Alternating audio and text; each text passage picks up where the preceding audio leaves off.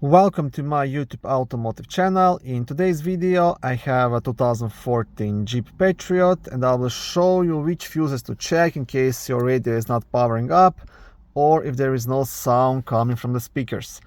This video will apply to Jeep Patriots made from 2007 all the way up to 2017. So all of the radio fuses will be located in the main fuse box, which is under the front hood on the driver's side. It's right here, very easy accessible.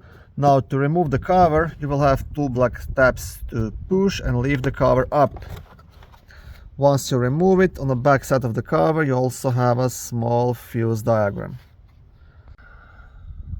Now the first fuse you want to check, it's a fuse number 19, which is a 20 MPL of fuse located right here, and this is the fuse responsible for power to the amplifiers. So you will check this fuse if there is no sound coming from the speakers.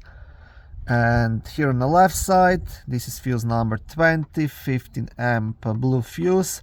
This is the main radio fuse responsible for power to the radio. Now, if both fuses are good and you are still having problems with the radio, you will have to dig a bit deeper and probably pull out the radio unit, check all the connections behind it and all the wiring. But I can tell you from experience, these OEM radios in these Jeeps like to fail. That's why there is an aftermarket radio in this car. But first things first, always first check the fuses.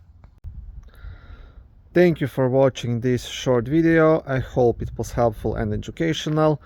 If it was, please like it and consider subscribing to my YouTube automotive channel. On my channel there is lots of how-to videos, do-it-yourself videos, car reviews, product reviews and other similar automotive topics.